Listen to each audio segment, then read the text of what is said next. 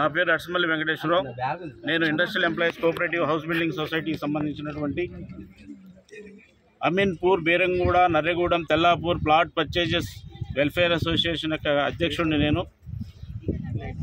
ఇవి 1983, 84, 85 నుండి 95 దాకా అప్పటి సొసైటీ అధ్యక్షులైనటువంటి వాలా నారాయణరావు గారి దగ్గర నుంచి మొత్తం 4 ప్రాంతాలకు సంబంధించి 8,500 మంది సభ్యులు.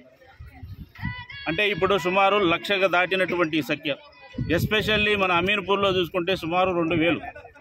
ఇది 283 ఎకరాల ఎక్స్టెంటు. దీనిలో 2,000 మంది సభ్యులు. అప్పటి నుంచి ఇప్పటిదాకా ప్రభుత్వానికి సంబంధించినటువంటి రెవెన్యూ అధికారులు, డిఆర్ఓ స్థాయి అధికారులు, జిల్లా స్థాయి అధికారులందరూ కూడా దీనికి ఇచ్చినటువంటి ఎన్ఓసీలు, ల్యాండ్ కన్వర్షన్ కానీ నిరభ్యంతర ఉత్తర్వులన్నిటితో కూడా కూడినటువంటి ఈ లేఅవుట్ కాబట్టి మేము కూడా ప్రభుత్వం దీనిలో ఇన్వాల్వ్మెంట్ అయిపోయి దీని పర్మిషన్ ఇచ్చింది కాబట్టి మేము ప్రభుత్వాన్ని నమ్మి మా తండ్రులు అందరూ కూడా ఈ ప్లాట్లు కొనుగోలు చేయడం జరిగింది.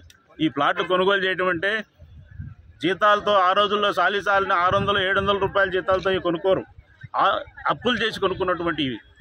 అప్పటి నుంచి ఇప్పటిదాకా మేము న్యాయ పోరాటం చేస్తున్నాం. 2014 నుంచి కూడా 2014లో తీర్పు రావడం జరిగింది.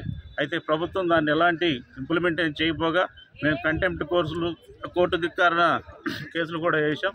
కొన్ని 2023లో కూడా కొన్ని ఆర్డర్స్